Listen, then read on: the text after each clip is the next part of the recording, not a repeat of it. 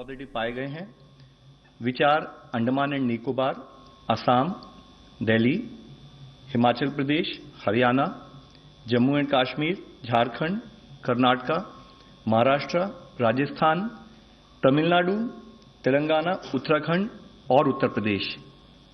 मैं आप सबको यही बताना चाहूंगा कि अगर हम पिछले कुछ दिनों में देखें तो जो हमारे केसेस में बढ़ोतरी हुई है उसका मुख्य कारण एक पर्टिकुलर लेवल पर जो हमारे केसेस आए उसकी वजह से हुई है।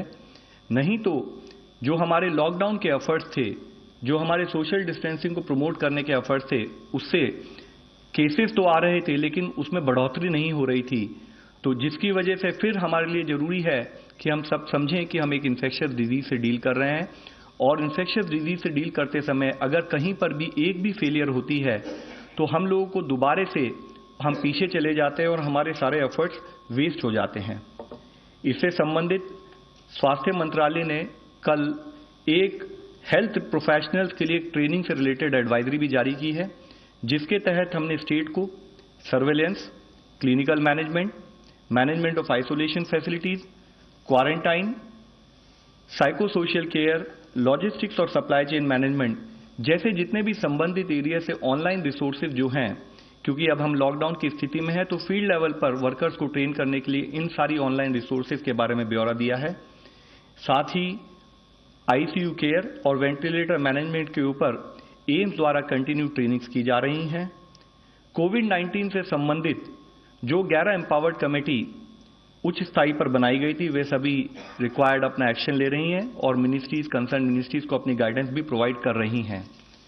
इसके साथ ही जैसे कि कल आप सबको बताया गया था, भारत सरकार ने कोरोना वायरस इन्फेक्शन को ट्रैक और ट्रेस से संबंधित एक नई एप्लीकेशन आरोग्य सेतु भी कल लॉन्च की थी। इस एक्ट के द्वारा आप अपना रिस्क असेसमेंट कर सकते हैं। साथ ही अगर कभी भी आप किसी कोरोना पॉजिटिव पेशेंट के संपर्क में आते तो इस ऐप के द्वारा आपको नोटिफिकेशन मिल सकता है।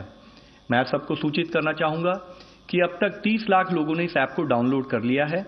यह ऐप हमारी एंड्रॉयड यूजर्स के लिए प्ले स्टोर पर और iOS यूजर्स के लिए एप्पल प्ले स्टोर पर उपलब्ध है। हम सभी लोगों से रिक्वेस्ट करेंगे कि आप सभी इस ऐप को डाउनलोड करें, क्योंकि सबकी सेफ्टी से एक की सेफ्टी होगी और एक की सेफ्टी से सबको सेफ्टी प्रदान होगी। इसके साथ ही मिनिस्ट्री ऑफ एग्रीकल्चर ने एग्रीकल्चर मार्केटिंग कमेटी में सोशल डिस्टेंसिंग और सैनिटरी मेजर्स को मेंटेन करने के अपने प्रयासों के तहत जो उनका एक ऑनलाइन पोर्टल है eNAM, that is e national agriculture market, उसको लॉन्च किया है।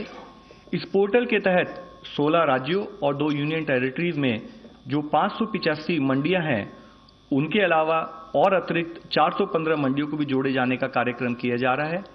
इसके तहत जो किसान मंडियों में जाने की बजाय वह फिजिकली बिना प्रेजेंट हुए अपनी हार्वेस्टेड प्रोड्यूस, अपनी फसल को बेच सकते हैं।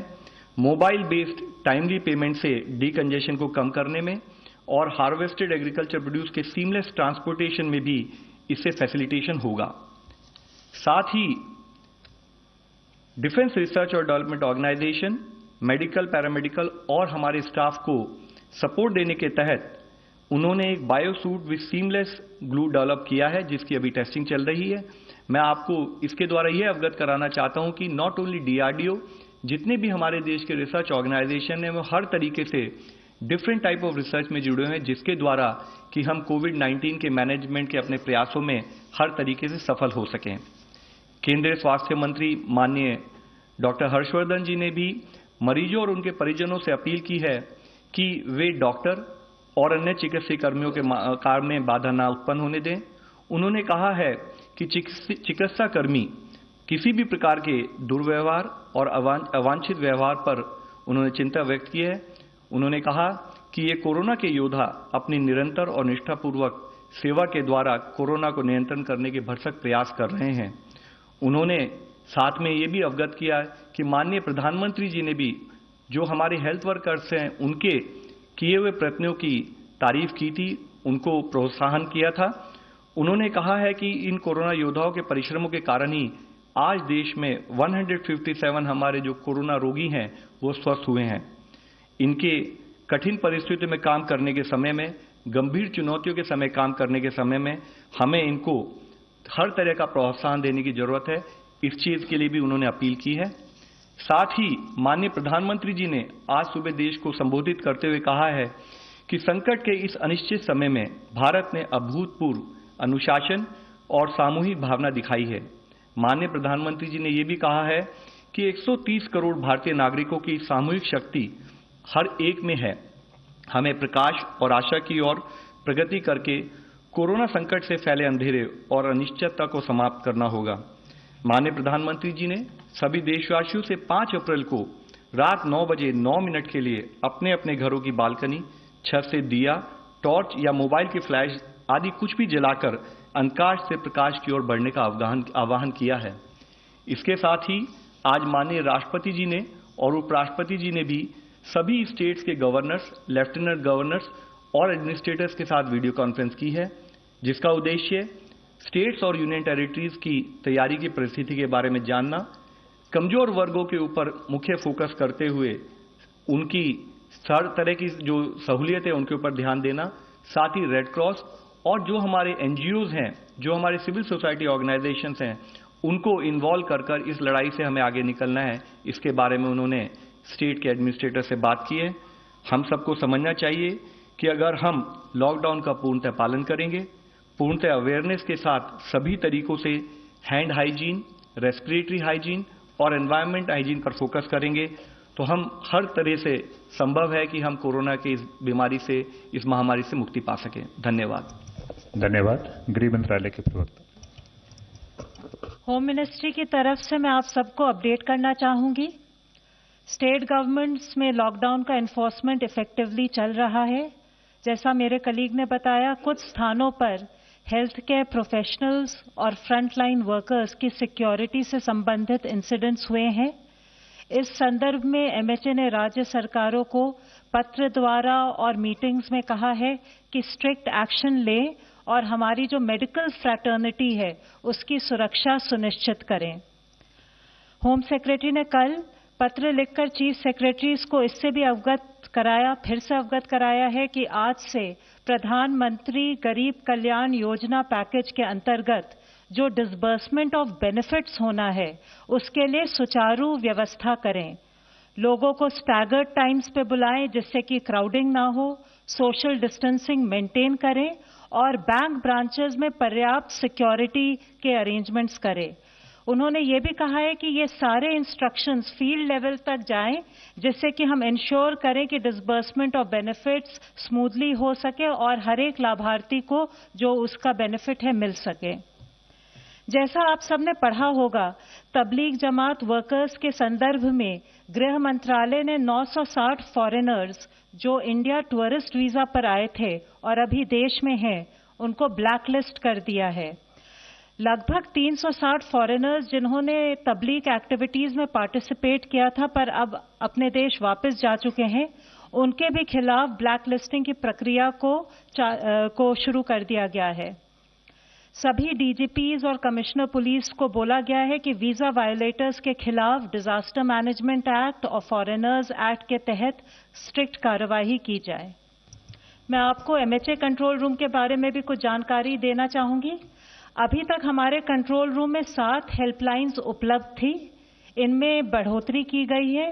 अब 2 नई हेल्पलाइंस इंट्रोड्यूस की गई हैं। 1930 जो हमारा all India toll free number है और 1944 जो हमारी नॉर्थ ईस्ट के लोगों के लिए हेल्पलाइन है। स्टेट्स और यूटीज के भी हेल्पलाइन नंबर्स हमारे वेबसाइट पर उपलब्ध हैं।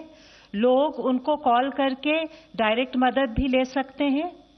पिछले 9-10 दिनों में हम स्टेट्स और यूटीज के साथ मिलकर कई लॉजिस्टिकल प्रॉब्लम्स और माइग्रेंट वर्कर्स की समस्याओं के निदान में कार्यरत हैं। आशा है कि ये सुविधाएं सबको उपयोगी साबित होंगी। धन्यवाद। Now doctor Manoj from ICMR. नमस्कार। आईसीएमआर की ओर से मैं आपको अपडेट करना चाहूँगा कि currently there are 182 labs in the country which are providing diagnosis to COVID, and that includes 130 labs in government sector and 52 labs in the private sector. कल लगभग 8000 सैंपल्स टेस्ट किए गए and this was the highest number of samples that were tested till date. Cumulatively, लगभग 66,000 samples have been tested till date. Thank you.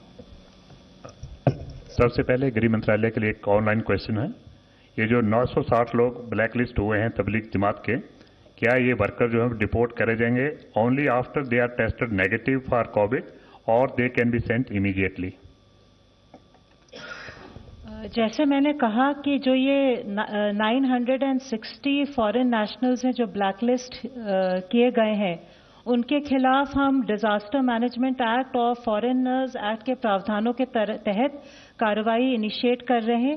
Therefore at this stage deputation का सवाल नहीं है, पर एज एंड व्हेन डेपुटेशन होगा वो standard health protocol follow करते हुए होगा। Mister Jitendra Kumar Univarta, please use mic, please use mic. Hello, जितने भी अब तक मरीज आए हैं सर, उनमें 50 से नीचे कितने % है टोटल? सर मेरे पास ये डिटेल्स अभी अवेलेबल नहीं है कि हमारे पास ये डिटेल्स वैसे हैं अवेलेबल, बट मैं अभी लेकर नहीं आया हूं, मैं आपको दे सकता हूं। Miss Paulami Saha, India today. Sir, ICMR was to take a decision today on antibody rapid tests. Has a decision been taken? And will that suffice, or an RT-PCR test will also have to be done to confirm COVID? Yeah. Yesterday we had a meeting to discuss and finalize the guidelines for using rapid diagnostic tests. And we hope that by tomorrow we'll be able to release these guidelines. The primary purpose of these guidelines will be, or this discussion was how to deploy these tests in high-risk areas, in low-risk areas, hotspot areas and non-hotspot areas. तो कल तक के we will be releasing these guidelines. Thank you. एक online question है, how many deaths so far of those people who are linked to Tablighi Jamaat? Do we have any number so far about the death? देखिए अभी जो हमने deaths जो report हुई हैं, मैंने जैसे आपको बताया है कि कल से अगर आज तक में देखें तो टोटल 12 एडिशनल डेथ रिपोर्ट हुई हैं। उसमें से कुछ डेथ तबलीगी जमात से रिलेटेड हैं, बट इन टर्म्स ऑफ की एग्जैक्ट तबलीगी जमात से रिलेटेड कितनी है ये अभी हम लोग नहीं लाए हैं, but yes there are deaths related with that also. Last question, Kumar Kundan, TV9 Bharat. हो रहे हैं, उनमें क्या टेस्टिंग को और भी ज्यादा बढ़ाया जा रहा है? क्या जोन वाइज उसको कुछ किया जा रहा है? Red zone, white zone, green, इस टाइप से कुछ किया जा रहा है? टेस्टिंग में देखिए एक पर्टिकुलर प्रोसेस होता है, एक पर्टिकुलर सैम्पलिंग गाइडलाइंस होती हैं। कॉन्फिडेंस बिल्डिंग अलोन के लिए अगर हम अननेसेसरी टेस्ट करें and that too when testing kits are also going to be always limited, might not be the right strategy. तो उन गाइडलाइंस के तहत हम जो भी हमारे पर्टिकुलर एरियाज है जिनको हम सो कॉल्ड हॉटस्पॉट्स मानते हैं या जहां पर हमारे ज़्यादा केसेस आए हैं, वहां पर हम सैम्पलिंग कर रहे हैं। इसके साथ ही जैसे आपको बताया था सारी और ILI, that is severe acute respiratory illness, और इन्फ्लुएंजा लाइक इलनेस से रिलेटेड टेस्टिंग भी हम उस एरिया में करेंगे। अगर हमें नीड लगेगी तो हम सैम्पलिंग क्राइटेरिया को रिवाइज करेंगे, बट अभी उसके ऊपर कोई डिसीजन नहीं हुआ है। Thank you friends, thank you very much.